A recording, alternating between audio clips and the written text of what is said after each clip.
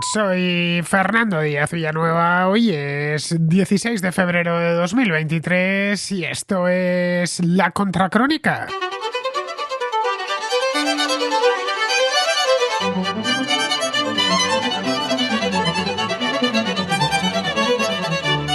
La anunciada ofensiva rusa en el este de Ucrania parece haber comenzado ya. Los ministros de defensa de los Estados miembros de la OTAN se reunieron este martes para discutir el envío de más ayuda militar a Ucrania, en previsión de que las operaciones rusas en torno al enclave de Bakhmut se intensifiquen en las próximas semanas. En Bakhmut, rusos y ucranianos llevan meses combatiendo sin que ninguna de las dos partes haya conseguido un avance significativo. En ello ha tenido mucho que ver la irrupción del invierno, que es especialmente crudo en aquella zona, y cierto agotamiento de ambos ejércitos.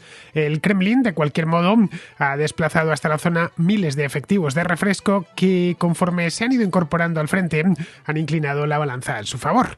Eso les ha permitido obtener pequeñas ganancias de territorio y colocar al ejército ucraniano en una posición muy precaria en torno a Bakhmut.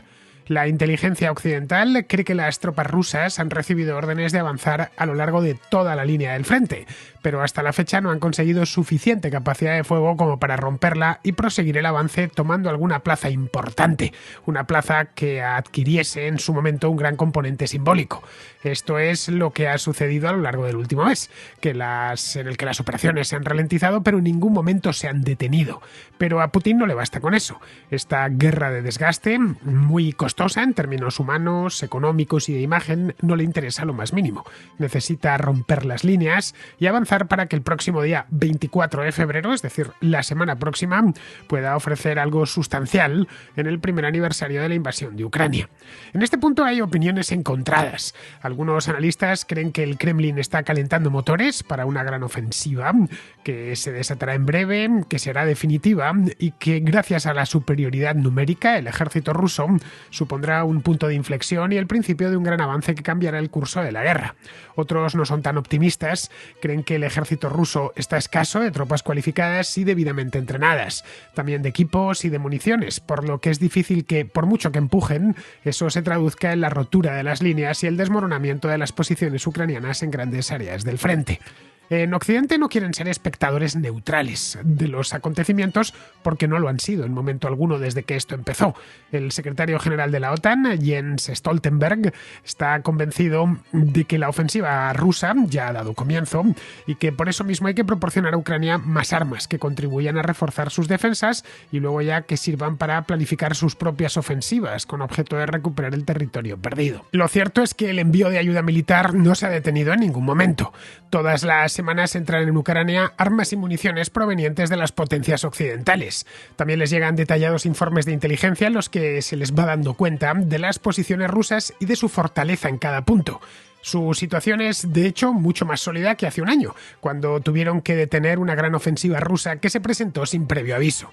Hoy todo es muy distinto, y aunque parezca mentira, la que se encuentra en la defensiva es Rusia, y no solo en el campo de batalla, el Donbass, también en el terreno económico y en el diplomático. En el primero, la desconexión con sus principales socios comerciales está empezando a pasarle factura. En el segundo, la debilidad que muestra para resolver con rapidez este asunto ha hecho que sus aliados tomen una prudente distancia.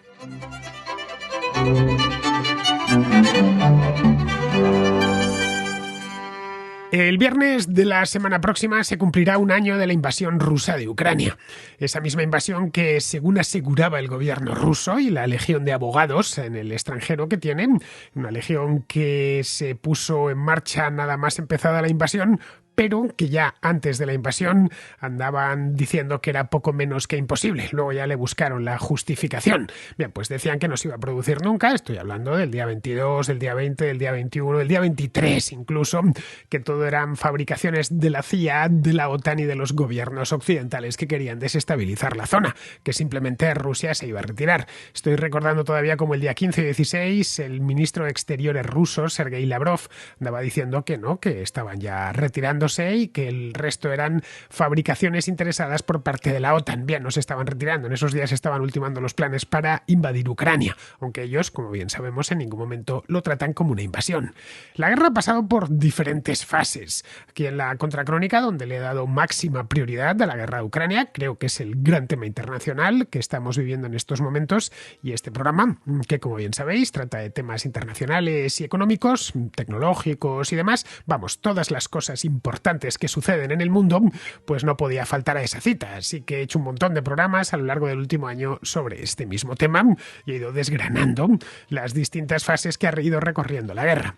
La última de ellas comenzó a principios de noviembre del año pasado con la recuperación por parte de los ucranianos de la ciudad de Jersón. De hecho, a esta historia le dediqué un programa. Jersón está en la desembocadura del río Dnieper, una ciudad que había sido tomada al principio de la guerra, unos meses antes, y que los rusos abandonaron por su propio pie. No hizo falta ni siquiera echarles, lo abandonaron de noche, con gran humillación, por cierto. Desde entonces el frente se ha mantenido más o menos estable en el este del país en torno a la región del Donbass. Los rusos han mantenido, eso sí, el pasillo terrestre que va desde el Donbass hasta Crimea y han realizado muchísimos ataques en los últimos 3 meses, ataques con cohetes y con drones sobre territorio ucraniano, especialmente sobre centrales eléctricas, instalaciones de abastecimiento de agua y de energía, sobre población civil también. Vamos, el rosario habitual de objetivos por parte del ejército ruso. Este parón en la guerra, o este semiparón en la guerra, provocado en buena medida, o al menos en las operaciones en la línea del frente, que ha sido provocado en buena medida por el clima invernal, no hace falta que os diga nada, todos estamos viendo imágenes que nos llegan desde esa zona del mundo y las temperaturas descienden de noche a los 10 o 15 bajo cero, caen buenas nevadas, vamos, está todo muy oscuro, no es el mejor momento ni de lejos para hacer la guerra, y también no solo por eso, porque con los medios modernos se puede hacer la guerra, no estamos en la antigüedad ni en la Edad Media, se puede hacer la guerra en cualquier época del año, sino porque ambos bandos están agotados y han dejado los dos el conflicto en el aire. Ninguno de los dos quiere sentarse a negociar por ahora, ya veremos en el futuro, y por lo tanto está la línea caliente, pero está ahí más o menos parada. Nadie sabe ni cómo ni cuándo va a terminar esto. Y quien lo diga o quien lo asegure está mintiendo. No tenemos ni idea. Quedan abiertas muchísimas posibilidades. Seguramente lo haga, pues como suelen terminar todas las guerras, con una negociación para que no faltarán mediadores, como ya os he comentado en más de una ocasión, tanto desde Occidente como desde otras partes del mundo, y una negociación en la que ambas partes tendrán que hacer concesiones, porque en toda negociación, a no ser que sea una derrota catastrófica en la que uno de los bandos se desmorona, en ese caso le hace las potencias centrales durante la Segunda Guerra Mundial, en circunstancias normales ambas tienen que hacer concesiones. La cuestión, por lo tanto, es cuál de las dos partes tendrá que ceder más. Eso, de nuevo, no lo sabemos. Ya lo veremos llegado el momento.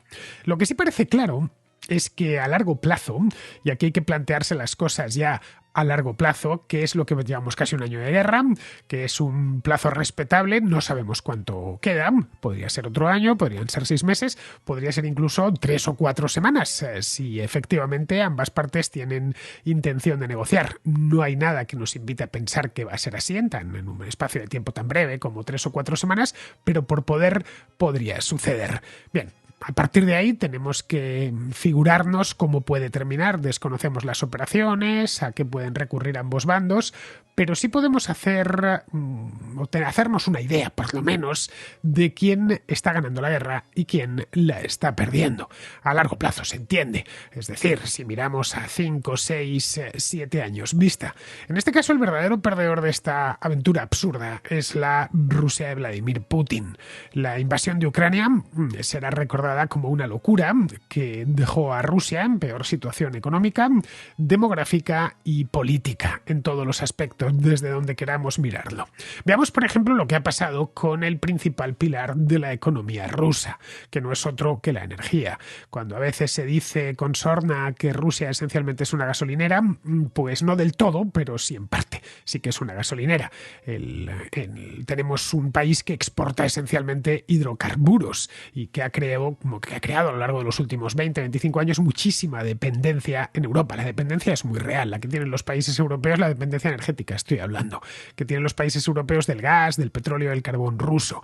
Bien, de esto se ha hablado bastante a lo largo del último año, se ha dicho infinidad de ocasiones que los europeos, especialmente los de Occidente, se han metido un tiro en el pie, lo cual lo suscribo y a la vista está, tal y como no hay más que pagar la factura de la luz o ir a llenar el depósito de gasolina para verlo con los propios ojos, es decir, los experimentos energéticos que se han hecho en Europa desde que empezó el siglo, antes incluso de que empezase el siglo, han sido tantos que nos han llevado a esta situación. Bien, de esto se ha hablado muchísimo en los últimos meses. De lo que no se habla tanto es de la dependencia económica que Rusia tenía de Europa. En cualquier comercio, en cualquier negocio, en cualquier transacción hay dos partes, el vendedor y el comprador. Rusia vendía gas a Europa y Europa pagaba dinero por ese gas o por ese petróleo, por ese carbón. En 2021, Rusia exportó el 32% de su carbón, es decir, aproximadamente un tercio, el 49% de su petróleo, casi la mitad, y el 74% de su gas, casi 3/4 partes, a los países europeos miembros de la OCDE en 2021, es decir, un año antes de que empezase la guerra, que los países europeos de la OCDE que se han sumado a las sanciones occidentales contra Rusia, y que son todos, vamos. Y si a esto le sumamos los países europeos no pertenecientes a la OCDE, le sumamos Japón, le sumamos Corea del Sur, le sumamos Australia, en fin, creo que el porcentaje subirá bastante. Es cierto que aún sigue fluyendo algo de gas, algo de carbón, algo de petróleo ruso hacia Europa, pero es una fracción de lo que fluía hace 2 años. El año próximo será aún menos, ya que los países europeos han encontrado, o están encontrando en estos momentos, proveedores alternativos de gas, han reabierto centrales de carbón, muchos se han replanteado la cuestión nuclear y ha estallado una fiebre con las renovables como no se recordaba. Rusia, en definitiva, ha perdido su principal mercado de exportación. Os acabo de dar los datos y son, bueno, le permite a uno hacerse una idea bastante clara de la dependencia de Rusia hacia el mercado occidental. Podría evidentemente recuperar ese mercado en el futuro, pero claro, ya con unas condiciones muy diferentes, porque muchas cosas están pasando en el lado de la demanda, es decir, entre los compradores. Para un petroestado, como es el caso de Rusia, con los números que os acabo de dar, pues la cosa queda clara. Y bueno, yo os doy un número más. Aproximadamente el 45% del presupuesto federal del gobierno ruso proviene de la exportación de hidrocarburos. Caray, pues para alguien que depende tanto de eso, perder a sus principales clientes es una tragedia. Las exportaciones de petróleo y carbón, evidentemente, pueden dirigirse a otras partes del mundo, y de hecho ya lo están haciendo, de países como la India o como Rusia. Aunque eso sí, a descuento, y lo hemos visto con más detalle en distintas contracrónicas, a descuento, con costes más altos de envío y con beneficios más bajos. Eso en el caso del crudo. En el caso del crudo, en el del gas es más difícil, porque hace falta una infraestructura para transportarlo en grandes cantidades y poderlo vender a buen precio. Esa infraestructura física estoy hablando, es decir, gasoductos. La capacidad de transporte por gasoducto que existe con Europa y que están esos gasoductos cerrados ahora mismo es mucho mayor que con China, porque es una red que se ha ido construyendo a lo largo de muchos años. Si consiguen igualarla dentro de unos años, no parece en principio una buena idea apalancarse en un solo cliente. Un solo cliente que te puede exigir, y que lo hará evidentemente, que se entregues más por menos. Eso cualquier empresa lo sabe bien, no le gusta depender de un solo cliente, porque ese cliente puede apretarle muchísimos las tuercas. En España era bastante común, recuerdo hace años, que algunas empresas decían que no compensaba vender a grandes distribuidores como el Corte Inglés, porque trabajaban con unos márgenes minúsculos y en muchas ocasiones se las veía negras para subsistir. Lo mismo también se ha dicho en ocasiones de otros gigantes, como el caso de Mercadona. Bueno, pues en este mismo caso, salvando las distancias, nos encontraríamos con una historia parecida. Otro de los efectos que ha tenido la invasión ha sido la aceleración del proceso, mejor dicho, de descarbonización en Europa. Dejar de quemar combustibles fósiles, algo con lo que nos vienen dando la tabarra desde hace ya muchísimo tiempo, se ha convertido en un problema de seguridad nacional en Europa. cuando hasta hace un año era una cuestión medioambiental, relacionada directamente con el cambio climático. Nos venían a decir, ya digo, hasta hace exactamente un año que teníamos que adquirir un vehículo eléctrico porque el vehículo de combustión interna contaminaba nuestra ciudad y además emitía CO2. Decían que había que instalar plantas eólicas o fotovoltaicas porque había que respetar el medio ambiente. Bien, hoy con cada megavatio que se genera en una central eólica o solar, ese megavatio no se justifica no tanto con argumentos climáticos, que también, por supuesto, sino con el hecho de que ese mismo megavatio no tiene que ser generado en una central de ciclo combinado que se alimenta o se alimentaba con gas ruso. La transición acelerada en Europa hacia la energía renovable se ha sustanciado en el último año. La puesta en marcha, pues es que son miles de proyectos eólicos y solares por todo el continente, de planes de eficiencia energética y de ahorro, y de, por ejemplo, y sin irnos muy lejos, de la adopción de vehículos eléctricos. Esta misma semana, hace solo 2 días, el Parlamento Europeo anunció que desde el año 2035, que es dentro de nada, dentro de 12 años, se prohibirá la venta de vehículos de combustión interna dentro de la Unión Europea. No es que prohíban conducirlos, pero sí venderlos nuevos. Son solo 12 años, es muy poco tiempo, en los que toda la industria se tendrá que transformar por completo. Y no solo la del automóvil, también la de la distribución, por supuesto, de productos petrolíferos. El efecto acumulativo para Rusia de todas estas decisiones, algunas más dolorosas, otras menos, algunas más radicales y otras menos, para Rusia es un efecto demoledor. Tarde o temprano, la menor demanda de combustibles fósiles reducirá el precio del petróleo y el precio del gas, que es lo que mantiene funcionando la economía rusa desde hace muchísimos años. De hecho, hace una década, cuando irrumpió el crudo no convencional en Estados Unidos, recordémoslo, y bajó el precio de manera sostenida a partir de 2014, si miramos lo que pasó en Rusia, que en aquel entonces todavía no había invadido Ucrania, bueno, sí, en 2014 justo es cuando invadió Crimea, pero no había empezado la segunda invasión de Ucrania. Lo que pasó en Rusia es que el país entró en una crisis pues casi en el acto. ¿Por qué? Pues porque bajaron también sus ingresos.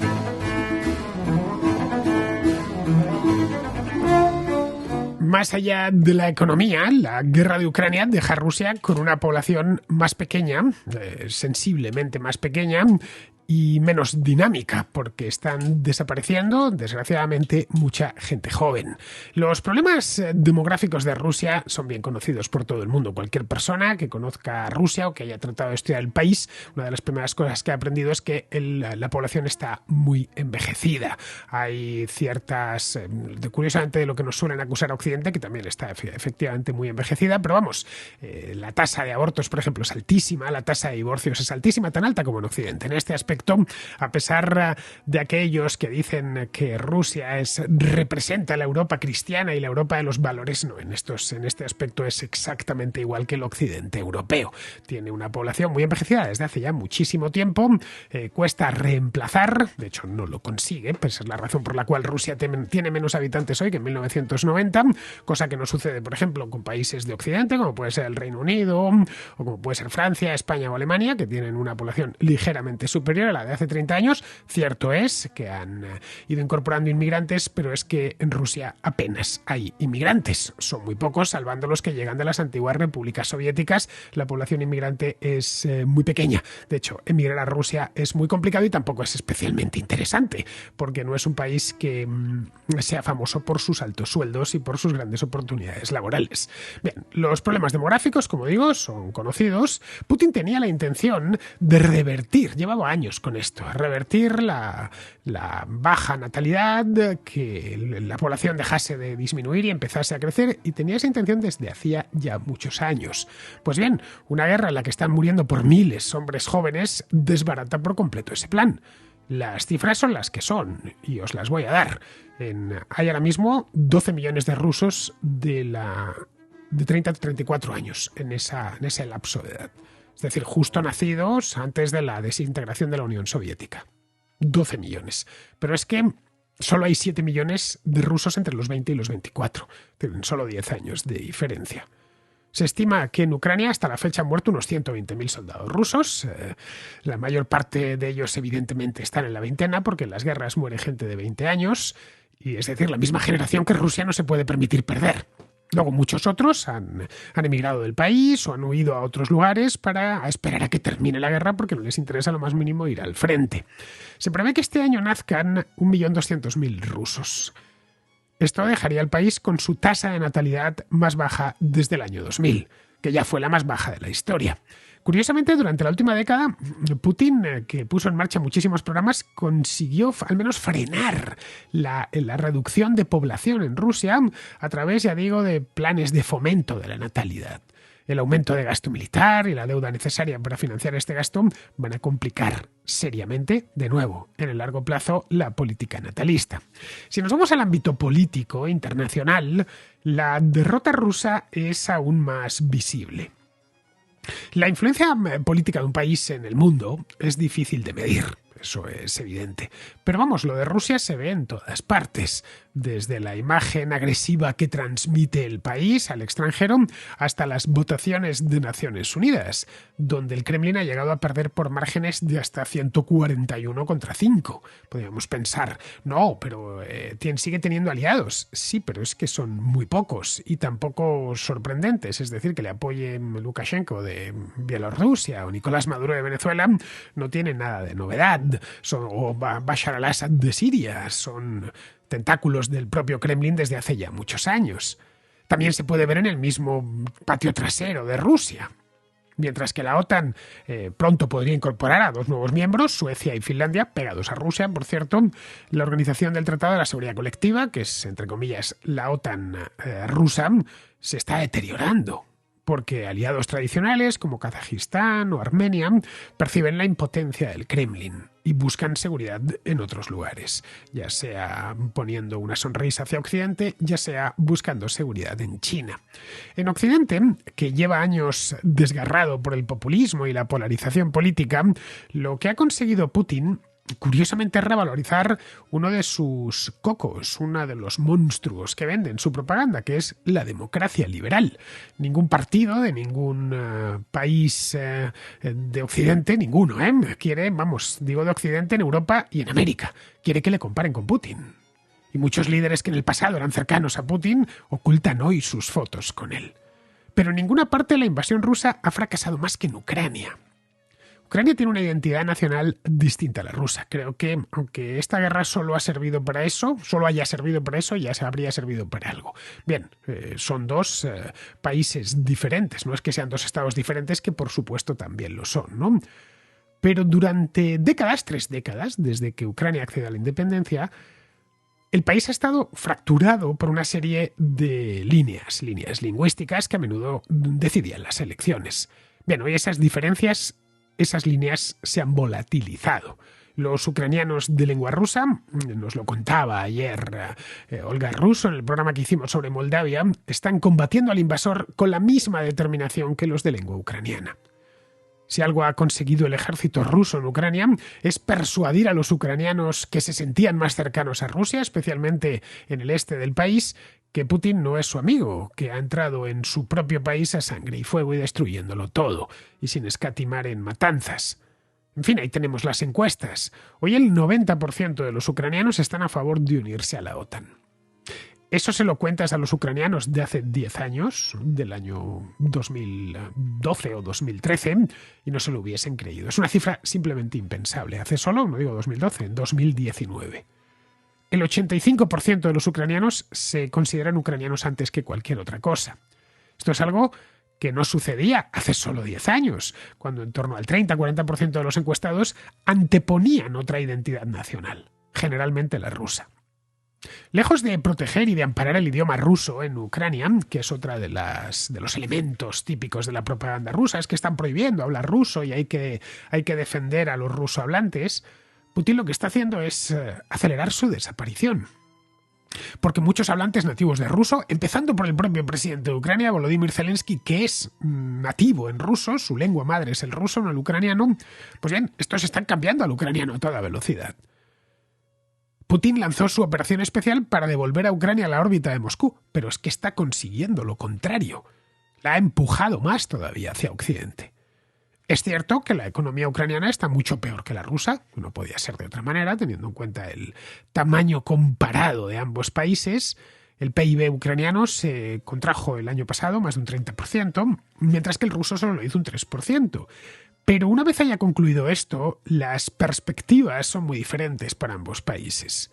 Rusia entrará en un periodo prolongado de declive, mientras que Ucrania tendrá a su disposición ingentes ayudas y facilidades proporcionadas por la Unión Europea, por Estados Unidos, por el Reino Unido, que figuran evidentemente entre los países más ricos del mundo, que harán todo lo que esté en su mano para que Ucrania se reconstruya y se integre en Occidente, que es precisamente lo que Putin quería evitar. En definitiva, que no sabemos aún cuándo acabará la guerra, ni cómo lo hará, no tenemos ni idea. El ejército ruso puede efectivamente desatar una ofensiva a lo largo de los próximos 2 meses o 2 semanas, no lo sabemos. De hecho, algunos, como os contaba al principio, están convencidos, la propia los servicios de inteligencia occidentales, que esa ofensiva ya ha empezado, pero de una manera, digamos, lenta, poco a poco. Podrían incluso obtener algunos avances significacados, ¿no? Pero las posibilidades que tiene terminar esto conforme estaba planeado en febrero, como estaba planeado hace justo un año, es decir, ocupar todo el país, sustituir al gobierno y conseguir lo que se habían propuesto, las posibilidades de que eso se consiga hoy por hoy son remotas. Así que en el largo plazo, como os decía hace un momento, podríamos decir que Rusia ya ha perdido.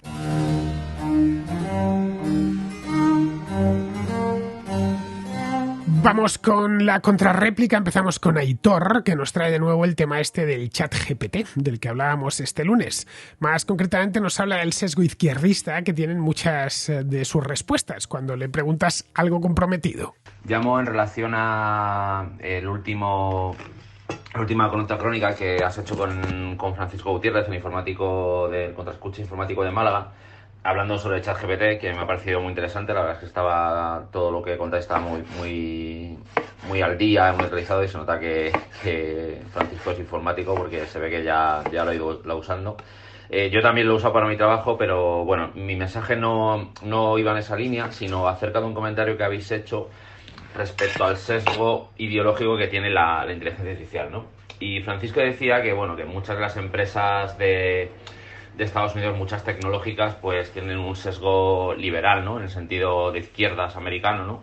Y es cierto, o sea, casi todas ellas tienen ese sesgo, pero yo creo que en el caso de ChatGPT, por ejemplo, con lo que habéis utilizado respecto a Pinochet y Fidel Castro, ese sesgo no creo que venga tanto dado por OpenAI. De hecho, creo que Sam Altman es de ideología más bien libertaria, por lo que he podido ver en algún sitio en las redes, aunque no estoy del todo seguro, pero creo que es así.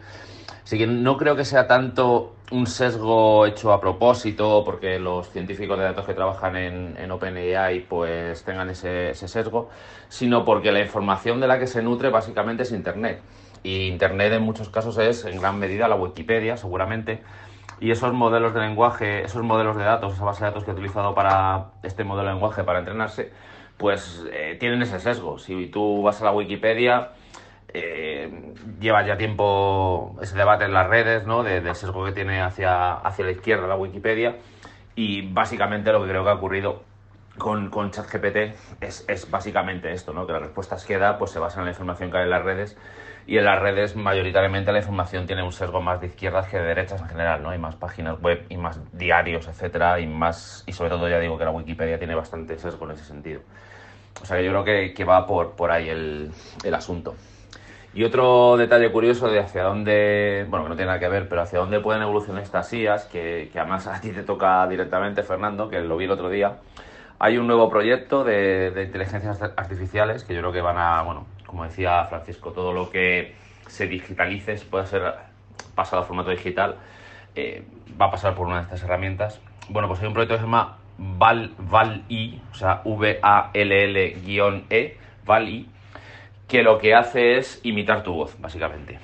Y claro, si a esto empiezas a unirlo con todo lo anterior, pues tenemos que tú puedes pedirle a una IA que te genere un texto, pues una entradilla de la contracrónica, y que la locute como si fuera Fernando de Villanueva o Aitor Carlos García o cualquier otro contraescucha. Y de nuevo, es que estamos en pañales de lo que supone de esta tecnología. Yo no quiero ni pensar cuando la capacidad computacional vaya aumentando como viene haciendo habitualmente, y estos modelos sean más eficientes, pues ¿dónde podemos llegar? Porque básicamente es eso. Este mensaje que te estoy mandando ahora podría no ser locutado por mí, sino habérselo pedido que lo hiciera una IA, ¿no?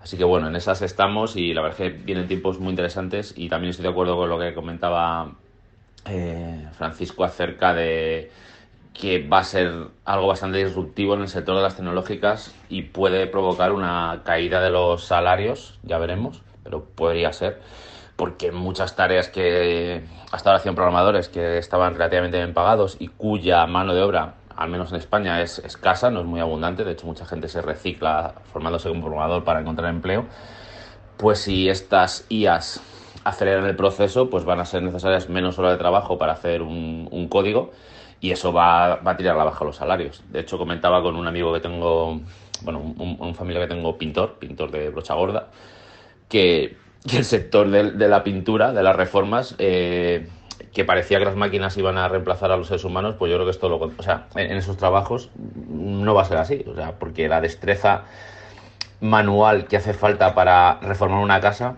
parece que estamos bastante lejos de que un robot, aunque hay empresas como Boston Dynamics que hacen esas cosas, pues parece que estamos bastante lejos de que los robots puedan llegar a hacer esos trabajos manuales tan de precisión, ¿no? O un relojero, cosas así, ¿no? Que tienen que ir con esa precisión, ese detalle, pues estamos lejísimos, parece, que de ese tema. Pero bueno, quizá el futuro nos sorprenda. Nada, estará en mi reflexión y un fuerte abrazo a todos y nada, seguimos hablando de esto que seguro que va a traer mucha cola.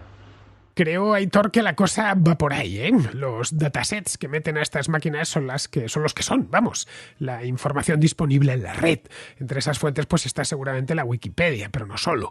Vamos, que no hay que programar nada, que el contenido ya lo tienes ahí y hay que beber de él. Lo único que hace el chat GPT es beber de eso, recombinar todo ese contenido y dar las respuestas. De ahí, por ejemplo, pues pruebas como las que hicimos, ¿no? Esa prueba que hicimos en el programa, cuando le pedimos que nos dijese quién había sido Fidel Castro y Augusto Pinochet, nos dio respuestas tan distintas, ¿no?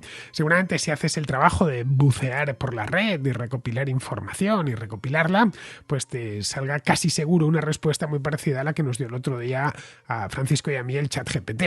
Respecto a si esto va a costar muchos empleos, seguramente, claro.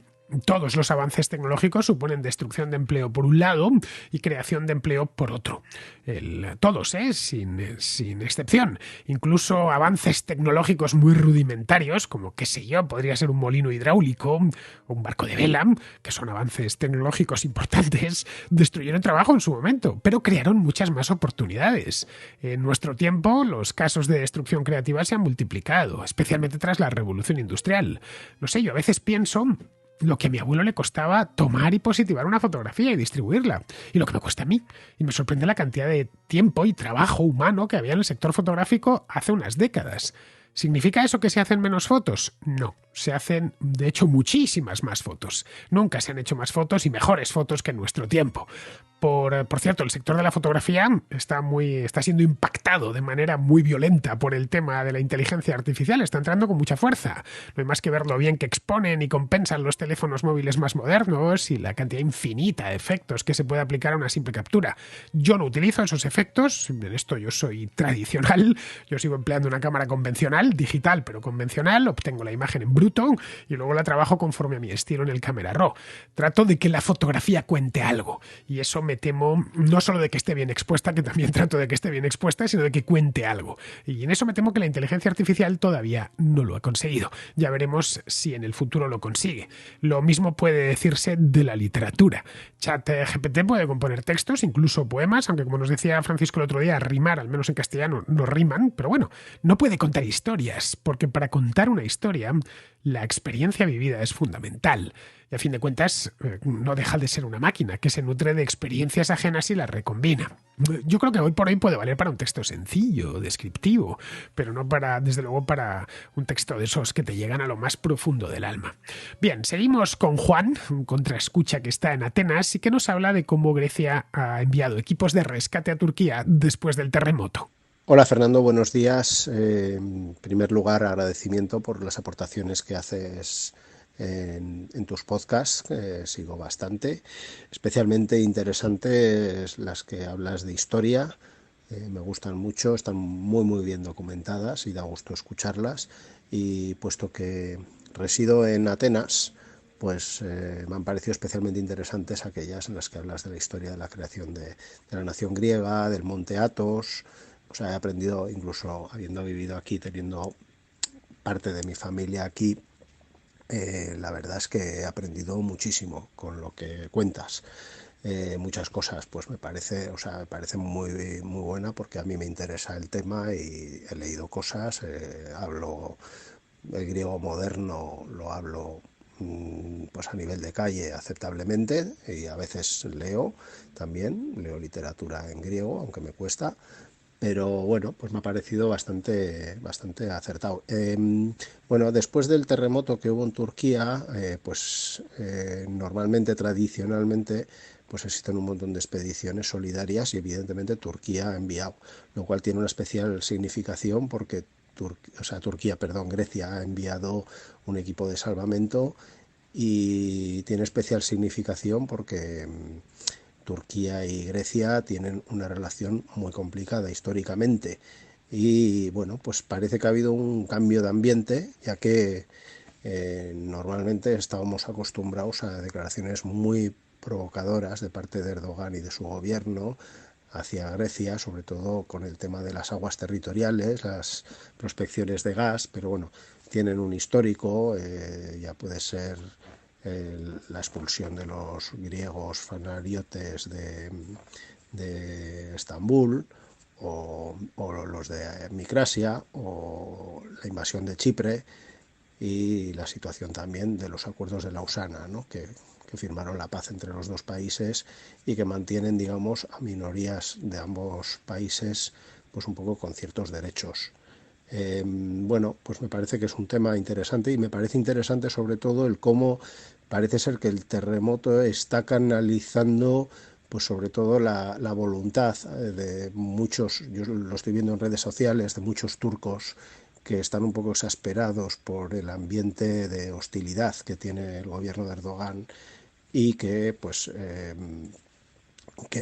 muchos turcos ven a los griegos como unos vecinos, reconocen, aunque tienen idiomas y usos distintos, incluso religión distinta, pues como ocurre mucho en los Balcanes, reconocen usos, costumbres, formas de ser muy parecidas.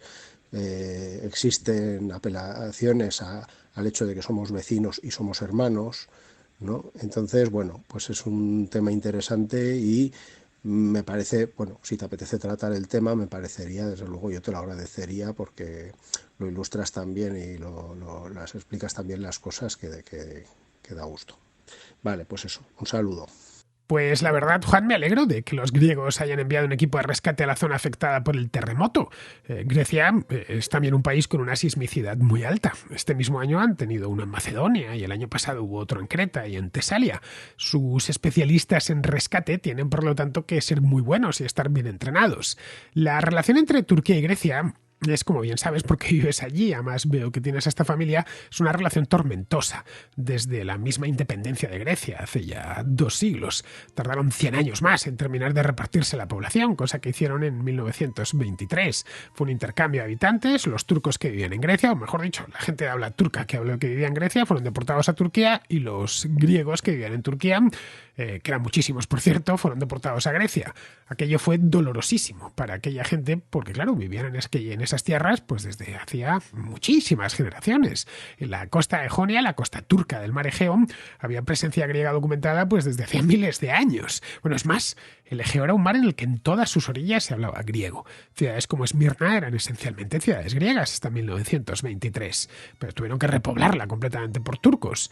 Hubo algunos griegos que se quedaron, y esos griegos fueron turquizados. Es más, cuando viajas por la costa del Egeo de Turquía, una de las cosas que te llama la atención, bueno, aparte del clima, que es genuinamente mediterráneo, muy agradable, lo que te llama la atención es la arquitectura, que es de estilo griego muchas veces, muy a menudo. Incluso los rostros de la gente, parece que estás literalmente en Grecia. Así que me parece muy buena noticia que los griegos hayan dejado las rencillas a un lado con Turquía y se hayan animado a enviar un equipo de rescate hasta la zona del terremoto. A fin de cuentas, la vida humana es un valor absoluto, y no saben ni de política ni de problemas diplomáticos entre países. La catástrofe ha sido espantosa. Llevan más de 40.000 muertos, unos 35.000 en Turquía y otros 6.000 en Siria. Es decir, que ya solo con esto, si se detuviese aquí, cosa que me temo que no va a ser así, pero bueno, si se detuviese aquí ya duplica las víctimas mortales del terremoto de Smith en el año 1999. De cualquier manera, y dicho ya esto de modo general, el terremoto ha sido toda una lección de humildad para el gobierno turco, más concretamente para Erdogan. El mundo entero se ha volcado en ayuda de su país tan pronto como se supo que se había producido el terremoto y la gravedad del mismo. Prácticamente todos los países de Europa, muchos países de América, entre ellos México, donde por cierto saben mucho de terremotos, enviaron equipos de rescate y todo tipo de ayuda humanitaria. Ninguno hizo preguntas. Enviaron todas ayudas sin meterse en cuestiones políticas. De hecho, países como Suecia o Finlandia, que ahora tienen problemas con Turquía porque no les termina de autorizar la entrada en la OTAN, también han enviado ayuda, han sido muy generosos. La destrucción causada por este terremoto, que ha sido desde el punto de vista humano directamente insoportable y desde el punto de vista material costosísima, ha venido a demostrar que aunque Erdogan presume de que Turquía es una gran potencia, pues es que no lo es. Esa es la verdad. Muchas vidas se podrían haber salvado de haberse construido conforme a la regulación vigente, cosa que no sucedía. Así que espero que el gobierno turco de esta trágica experiencia saque la conclusión de que lo primero en lo que debe de pensar un gobernante es en su propio país, y no tanto en hacer una política exterior excesivamente ambiciosa, cuando no directamente fantasiosa, absurda, especialmente si no te la puedes permitir. Bien, vamos ahora con Juan, que vive en Londres y que nos recuerda cómo el gobierno de coalición, el gobierno de PSOE y Podemos, está creando trabajo, pero fuera de España. Hola Fernando, ¿qué tal? Nada, yo quería comentar para todos aquellos que critican al gobierno de que no están creando trabajo y tal, pues quería explicar cómo gracias a los de Podemos pues yo he conseguido un muy buen puesto de trabajo. Resulta que yo vine a UK hace 3 meses con un grado superior en mecatrónica y ahora estoy trabajando de ingeniero y además con un puesto de responsabilidad. Y en la entrevista, yo hice la entrevista con el dueño de la empresa, es una empresa de más de 200 trabajadores. Y una de las primeras preguntas que me hizo fue que cuál era mi motivo de haberme movido a UK. Y yo le dije pues la verdad de lo que pensaba, que tenemos comunistas en el gobierno y que no veía que la situación fuese a mejorar en medio plazo y ya a largo plazo pues quién sabe. Pues en ese momento dejó mi currículum en la mesa y estuvimos hablando de unas 2 horas y al día siguiente ya tenía el contrato y así es.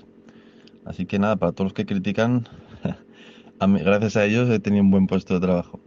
Venga, un saludo. Los malos gobiernos siempre han creado muchísimo trabajo, pero no en el país sobre el que gobiernan, sino en el extranjero. La Revolución Cubana, por ejemplo, ha creado millones de puestos de trabajo para los cubanos, pero en otros países, especialmente en Estados Unidos, también en España y en otros lugares del mundo. Y lo mismo puede decirse de la Revolución Bolivariana. Respecto a la experiencia que has tenido tú, Juan, allá en Londres, bueno, ten en cuenta que allá hace falta mucha mano de obra. Casi cualquier inmigrante que llegue con buena formación va a encontrar trabajo sin demasiados problemas. Debiste tener suerte, eso sí, que diste con un jefe a quien Pedro Sánchez y en general los gobiernos de izquierda no le deben caer bien, o simplemente le debió parecer graciosa tu respuesta y decidió contratarte, no lo sé. De cualquier manera, desde aquí mi felicitación por el empleo que acabas de conseguir en una ciudad extraordinaria y maravillosa como es Londres. Ahora ya sabes, a partir de ahora, ora et labora, es decir, trabaja y ahorra, que es eso mismo a lo que hemos venido a este mundo. Bien, pues vamos a ir terminando, vamos con Pizarro, que nos habla de los problemas de Moldavia. Una tormenta capaz de hundir transatlánticos que no podrá hacerle a un paquebote con vías de agua que está en el momento y lugar inoportunos. Si en la futura negociación entre Rusia y los aliados de Ucrania, Moldavia se queda como está, en Moldavia estarán de enhorabuena y podrán seguir maltratando económica y políticamente a su población sin injerencias burdas. Un cordial saludo de Pizarro. Y hasta aquí, queridos amigos, llega la contracrónica de hoy y de la presente semana, porque mañana es viernes y tendremos, como todos los viernes, una contrahistoria que se promete gloriosa. Os lo advierto ya para que estéis pendientes, porque es una contrahistoria especial que quiero hacer sobre un tema que me habéis pedido muchas veces y que además no os lo voy a decir, para haceros de desear un poquito.